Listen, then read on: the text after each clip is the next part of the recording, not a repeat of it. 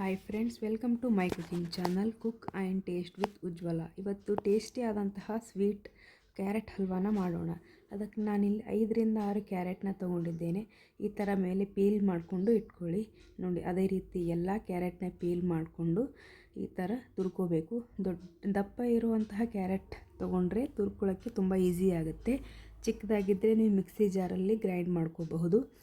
ಒಂದು ಕಡಾಯಿಗೆ ಸ್ವಲ್ಪ ತುಪ್ಪನ ಹಾಕಿ ಡ್ರೈ ಫ್ರೂಟ್ಸ್ಗಳನ್ನು ಫ್ರೈ ಮಾಡ್ಕೊಳ್ಳಿ. ನಿಮಗೆ ಬೇಕಾದಂತಹ ಡ್ರೈ ಫ್ರೂಟ್ಸ್ಗಳನ್ನು ಯೂಸ್ ಮಾಡ್ಕೋಬೋದು.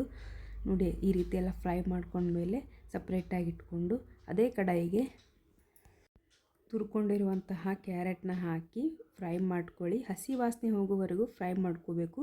ನೋಡಿ, ಈ ಥರ ಚೆನ್ನಾಗಿ ಫ್ರೈ ಮಾಡಿಕೊಂಡು ಮುಚ್ಚಳನ ಮುಚ್ಚಿ 2ರಿಂದ 3 ನಿಮಿಷ ಬೇಯೋದಕ್ಕೆ ಬಿಡಿ. ಒಂದು ಬೌಲಲ್ಲಿ 2 ಸ್ಪೂನ್ ಆಗುವಷ್ಟು ಮಿಲ್ಕ್ ಪೌಡರ್ ತಗೊಂಡು ಅದಕ್ಕೆ 1 ಗ್ಲಾಸ್ ಹಾಲನ್ನ ಹಾಕಿ ಮಿಕ್ಸ್ ಮಾಡ್ಕೊಳ್ಳಿ. ಇಲ್ಲಿ ಮಿಲ್ಕ್ ಪೌಡರ್ ಯೂಸ್ ಮಾಡೋದ್ರಿಂದ ಟೇಸ್ಟ್ ಮತ್ತು ಥಿಕ್ನೆಸ್ ತುಂಬ ಚೆನ್ನಾಗಿ ಬರುತ್ತೆ. ನೋಡಿ, ಈ ಥರ ಹಾಲನ್ನು ಹಾಕಿ ಚೆನ್ನಾಗಿ ಮಿಕ್ಸ್ ಮಾಡ್ಕೊಳ್ಳಿ. ಈ ಥರ ಚೆನ್ನಾಗಿ ಮಿಕ್ಸ್ ಮಾಡಿಕೊಂಡು ಕುದಿಯೋದಕ್ಕೆ ಬಿಡಿ. ಇದಕ್ಕೆ 1 ಬೌಲ್ ಆಗುವಷ್ಟು ಸಕ್ಕರೆನ ತೊಗೊಂಡಿದ್ದೇನೆ. ನಿಮಗೆ ಸ್ವೀಟ್ ನೋಡ್ಕೊಂಡು ಹಾಕ್ಕೊಳ್ಳಿ. ಸ್ವೀಟ್ ಹೆಚ್ಚು ಬೇಕಾದರೆ ಇನ್ನೂ ಸ್ವಲ್ಪ ಜಾಸ್ತಿನೂ ಹಾಕ್ಕೋಬೋದು.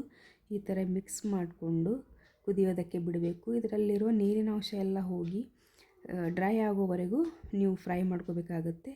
ಅಂದ್ರೇ ಕ್ಯಾರೆಟ್ ಹಲ್ವಾ ಟೇಸ್ಟ್ ತುಂಬ ಚೆನ್ನಾಗಿ ಬರುತ್ತೆ. ಇದಕ್ಕೆ ಫ್ರೈ ಮಾಡ್ಕೊಂಡಿರುವಂತಹ ಡ್ರೈ ಫ್ರೂಟ್ಸ್ನ ಹಾಕಿ ಹಾಗೆ ಏಲಕ್ಕಿ ಪುಡಿ ಹಾಕಿ ಮಿಕ್ಸ್ ಮಾಡ್ಕೊಳ್ಳಿ. ನೋಡಿ, ಈಗ ಕ್ಯಾರೆಟ್ ಹಲ್ವಾ ರೆಡಿಯಾಗಿದೆ. ಟೇಸ್ಟಿಯಾದಂಥ ಕ್ಯಾರೆಟ್ ಹಲ್ವಾ ರೆಡಿಯಾಗಿದೆ.